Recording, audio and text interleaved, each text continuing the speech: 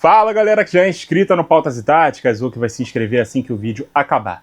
A análise rápida de hoje é sobre o Botafogo de Franklin Carvalho, ex-auxiliar do Arthur Jorge e segundo técnico do clube na temporada.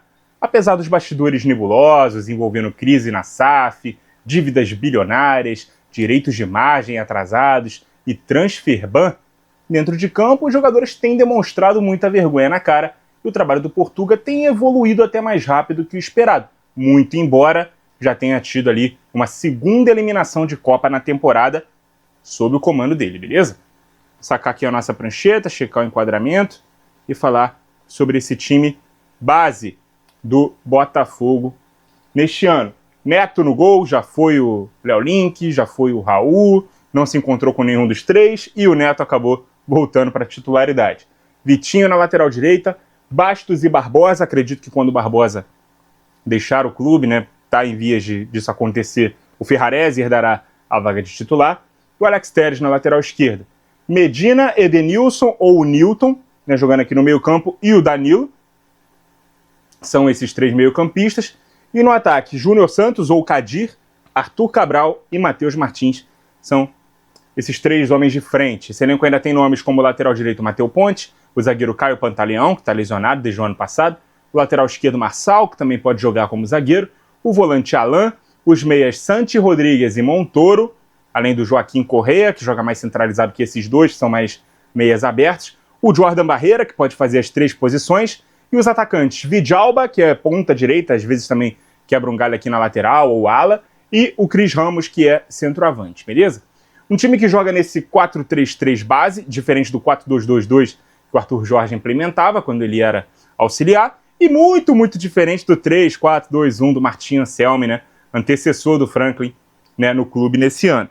Saída de bola normalmente se organiza em 3+1. Os zagueiros ganham a companhia de um volante, normalmente o Medina, ou o Newton, né, dependendo de quem for esse primeiro volante jogando, recuando ou centralizado ou à direita da zaga. Quando é mais à direita, os três ficam aqui dentro da área para poder receber o passe, tá? Foi abolida a ideia de ter o Danilo como primeiro volante, já que ele é muito mais útil, tendo mais liberdade de pisar no terço final. Centralizando o zagueiro desse lado, né, e abrindo o Barbosa, que é canhoto, pelo lado esquerdo. O Barbosa, como eu disse, está em vias de ser negociado com o Palmeiras, mas ainda assim ele tem jogado. Jogou, por exemplo, contra o Racing, no Rio, pela Sul-Americana, e contra o Atlético em Minas, pelo Brasileiro. Também jogou contra a Chapecoense, né, na Copa do Brasil, mas quando eu montei esse roteiro aqui, esse jogo ainda não tinha acontecido. E, cara, quando ele supostamente já tá certo ali com o time alviverde, eu acredito que o Ferrarese e o Bastos vão formar ali a dupla titular após a saída dele, sendo que o Bastos não voltou legal, depois de um longo período lesionado. Quem também vai fazer essa sombra quando voltar da lesão é o Caio Pantaleão, mas é outro também que vai precisar de um período de adaptação, como o próprio Bastos, que a torcida já tem pego no pé, já tem vaiado ele, perseguido ele, quando ele comete alguns erros ali capitais nos jogos. O torcedor não tem muita paciência, né? E eu falo de cadeira aqui, porque eu sou torcedor, né, do Botafogo. Então, o Pantaleão lá também, quando voltar, vai precisar desse período aí para poder render o seu melhor nível, e aí a torcida não vai ter jeito, vai ter que ter paciência. Um dos outros volantes fica sendo esse elo aqui entre o trio de defesa e a linha mais ofensiva. E aí sim esse cara pode ser, né, o Danilo, liderando a saída do campo de defesa do time. Mais à frente uma linha de 4 que tem os dois laterais bem abertos, tá? O Edenilson quando joga e um dos atacantes podendo se apresentar por dentro, seja o Cabral num recuo ou algum dos pontas, principalmente quando esse ponta, né, é o Santi ou o Montoro, que se tornaram reservas, já que o Franklin deu preferência para ter três meio-campistas no melhor estilo box-to-box.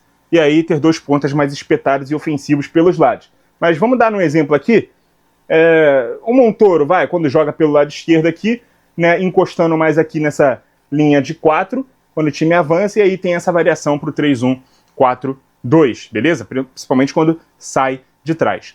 No terço final, o sistema se transforma num 3-2-5, com os laterais, ainda assim, muito espetados, os três atacantes na área, tá?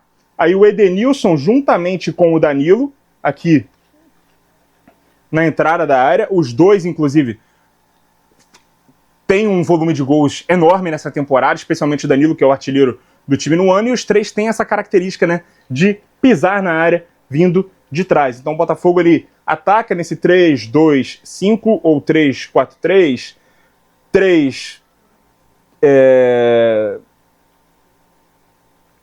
4-2-1, vocês podem chamar do jeito que quiser. O importante é a gente ter em mente que são realmente aqui 3 jogadores nessa linha mais de trás, com o Medina principalmente, juntamente aqui com os 2 zagueiros, esses 2 volantes que também podem pisar na área, e os 3 atacantes mais os 2 aqui laterais bem abertos, beleza?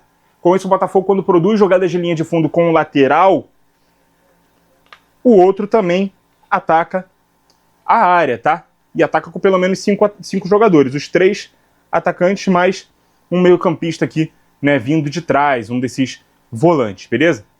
O lateral do lado oposto ataca aqui o bico da grande área e sempre aparece no segundo pau para poder aproveitar esses cruzamentos e alguma sobra de bola ali para poder finalizar, né, de dentro dela. E aí, aproveitando aqui os rebotes e cruzamentos para trás, estão esses 2 meio-campistas, o Edenilson e o Danilo, principalmente. O Edenilson, inclusive, tem sido bem menos titular do que ele merece, tá?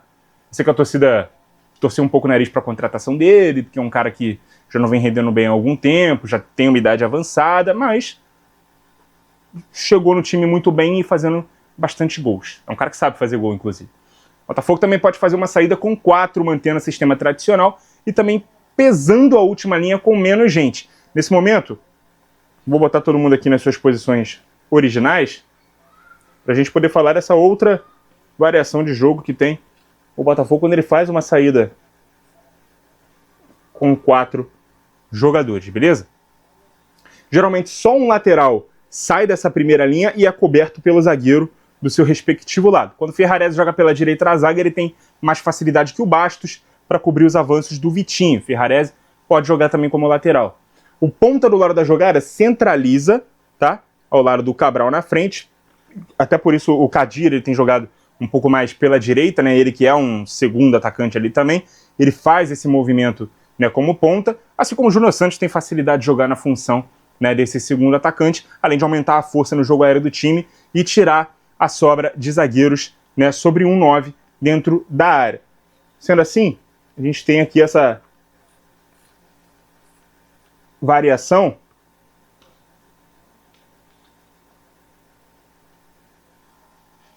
tá, para uma espécie de 3-1-4-2 assimétrico, já que essa linha de 3 tem um buraco na lateral, né, que sem bola deve ser coberta com essa abertura do zagueiro e esse recuo desse primeiro volante que joga à frente da primeira linha, tá? Mas normalmente o time realmente fica aqui dessa forma, desse jeito, aí sem bola, sim.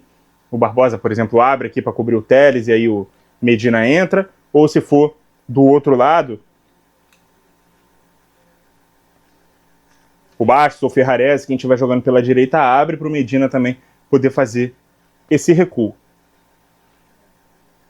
Beleza? O time não sente falta de um 10 ou de um redista, como era o Marlon Freitas, porque não depende de jogadas cerebrais e cadenciadas feitas por uma cabeça pensante no meio. A ordem é construir as jogadas enquanto correm e conduzem em velocidade das transições rápidas. Por isso também o Danilo tem se destacado. Vou colocar a bola aqui no pé do Danilo para poder falar sobre ele, tá? Ele que tem sido o principal jogador do time na temporada. Vamos ver qual vai ser o futuro do Botafogo, né? Nem só do Danilo, mas principalmente do Botafogo, né? Depois da Copa do Mundo, onde ele provavelmente será convocado, e aí vai saber, né, para onde ele vai, se vai ficar mais um tempinho, se já vai sair, como parece ser o cenário, né, mais provável. Muitas vezes parece um peixe fora d'água, ele nesse time, né, já querendo antever as jogadas mais rápido, que os companheiros precisam o tempo todo gesticular para que eles se movimentem, seja subindo ou se aproximando, dependendo do que a jogada pede. Então ele muitas vezes tem que orientar muitos companheiros para poder fazer esse desmarque, ou de apoio, recuando, ou de ruptura, né, subindo, fazendo ultrapassagem para poder receber no ponto futuro, beleza? Os pontas, o Júnior Santos e o Matheus Martins, eles são muito mais terminais do que de 1 contra 1, né? O primeiro se destaca pela força física, pelas passadas largas, ainda que muitas vezes ele consiga driblar, meio desengonçado. Já o segundo tem dificuldade de tomada de decisão, né? É um jogador que inclusive me irrita muito como torcedor, né? Sendo bem sincero. Ele tem evoluído em quesitos como finalização de fora da área, mano a mano no último terço. Prova disso foi o golaço que ele fez, né, na virada contra o Vasco em São Januário por 2-1 e os 2 gols contra a Chape na vitória de 4-1, ambas pelo Brasileirão. O Arthur Cabral é o centroavante do time que chegou para substituir o Igor Jesus depois do Mundial. Durante a competição ele já estava no clube, porém na reserva. Ele é um jogador menos participativo fora da área do que o Igor e durante boa parte dessa passagem dele pelo clube, ele foi criticado por parecer pesado demais, consequentemente também muito lento. Enquanto o antigo dono da posição se destacava por conjugar força física, boa estatura, qualidade técnica, boa velocidade, para um cara alto, forte como ele era, né, o Cabral é um 9 mais clássico, que precisa ser alimentado em times que constroem dentro do campo do adversário, com ele sendo ali o pivô, que sustenta a marcação de costas e aparece para finalizar com um toque só na bola. As maiores dificuldades dele aparecem quando o time está defendendo e ao recuperar a bola tenta sair de trás. O time defende no 4-1-4-1, com os pontas se juntando aqui, esses meio campistas, né? É uma marcação que acontece muitas vezes em bloco médio, no momento de saída de bola do adversário, sem que os atacantes subam muito ali para pressionar, porque o intuito é evitar a bola nas costas, principalmente dos laterais. O Vitinho se destacava muito com o David Ancelotti pelo aspecto defensivo, mas jogando como ala com o Anselmo, ele parece ter tomado gosto por atacar. Com isso ele acaba deixando alguns espaços atrás. Já o Telles, com idade mais avançada, ele não tem o mesmo ímpeto para ir para o fundo e voltar rápido com a mesma eficiência o tempo todo. Então o primeiro volante, seja o Medina ou o Newton, cuida da proteção da primeira linha e encosta no setor do campo em que o portador da bola está. Ele não fica aqui sempre postado entre os zagueiros, ele pode estar postado também entre um lateral e um zagueiro também, tá? Mesmo que nenhum dos dois seja um jogador, né, mais, né, pegador de marcação, de contenção, são 2 jogadores mais leves, né, tanto o Newton quanto o Medina, beleza? A primeira linha defende de forma mais estreita, né, protegendo ali a extensão da grande área. Isso exige um recuo maior dos pontas para poder fazer essa proteção. Normalmente um de cada vez faz esse recuo aqui, né, até praticamente a primeira linha, quando o time não tem a bola, para poder proteger aqui os cruzamentos dos adversários. Ponta no lado oposto da jogada é o alvo dos contra-ataques para fazer o time sair de trás rápido. Se a bola não for para ele, sim para o Cabral, aí sim a gente pode perder segundos preciosos enquanto, né, espera ele dominar a bola de costas, fazer o pivô, girar o corpo para correr, e ele corre bem mais lentamente do que um ponta correria. Mesmo ele tendo nitidamente perdido peso, parecer mais fino, não é característica dele ser um 9 de ataque ao espaço. Ele precisa da bola no pé e precisa estar mais próximo do gol possível. Muitas vezes ele faz o pivô, os jogadores da segunda linha fazem as ultrapassagens e deixam ele para trás. A jogada se conclui e o Cabral está fora da área. Porque ele fez o pivô lá atrás e ele não tem velocidade para chegar na área no momento de definição da jogada, tá? Isso é questão de característica. Não é questão dele ser bom ou ruim, é questão de característica. É uma limitação do jogo dele, beleza? O Botafogo caiu na terceira fase da pré-Libertadores, né, depois de eliminar o Nacional de Potosí, da Bolívia, e ser eliminado pelo Barcelona de Guayaquil, do Equador. Com isso o time foi para a Copa Sul-Americana, está muito bem, liderando invicto o grupo com o Racing da Argentina, Caracas da Venezuela e Independiente Petroleiro da Bolívia. São 10 pontos em 4 jogos, 3 vitórias e um empate, inclusive 2 vitórias contra o Racing. O clube está um passo ali de garantir o primeiro lugar do grupo e a classificação direta para as oitavas de final. E já na Copa do Brasil, nessa semana a gente teve a eliminação do Botafogo, né, que venceu o jogo de ida da quinta fase contra a Chapecoense em casa lá no finalzinho por 1-0, gol do Alex Telles, e acabou sendo derrotado em Chapecó por 2-0, com isso está fora da competição, eliminação precoce aí do Glorioso. E no Brasileirão, com um jogo a menos, eu estou gravando no dia 16 de maio, né, são 15 rodadas disputadas, o Botafogo tem 14 jogos, né, tem um jogo aí por fazer contra o Vitória, em virtude da sua participação na pré-Libertadores, esse jogo foi adiado, então o time está na 12ª posição, com 18 pontos em 14 jogos, são 5 vitórias, 3 empates e 6 derrotas. São 26 gols marcados e 27 sofridos. Tem um dos melhores ataques, uma das piores defesas. É preciso equilibrar isso e tentar somar o máximo de pontos possível antes da parada da Copa, porque vivendo tantos problemas financeiros, impedido de contratar novos reforços, não me admira que alguns destaques do clube saiam também na segunda janela. Danilo, deve disputar a Copa do Mundo, vai ter muito mercado dentro e fora do Brasil, certamente. Montoro, que é muito jovem, está na reserva, também já foi uma peça bastante cobiçada. Alex Telles é uma das lideranças do elenco, é outro que a torcida teme que vai embora. E nisso o clube ainda tem carências, especialmente no gol, que sofre com falhas, né? Não só do titular, o Neto, como também dos reservas, do Léo Link, do Raul, que também já ganharam posição e tiveram atuações reprovadas, né? Uma atrás da outra. Também tem uma carência de uma sombra para o Arthur Cabral, né? Isso também faria bem para o time, né? Para o elenco. Tem uma disputa de posição sadia ali entre os dois centroavantes. Cabral quase foi para o Corinthians, inclusive. Só que ali teve um empecilho ali salarial, né? O Corinthians não queria pagar integralmente o contrato, depois mudou ali para uma tentativa de empréstimo, acabou que ele ficou no Botafogo. Então, com tantas incógnitas acerca do futuro do clube, também teve afastamento do Textor, né, procura por um novo investidor, urgência de pagar altas dívidas em curto prazo. Inacreditável que em 2026, depois do 2024 maravilhoso que o Botafogo teve, a gente esteja falando sobre problemas que pareciam do Botafogo pré-SAF, né, pareciam do Botafogo associativo.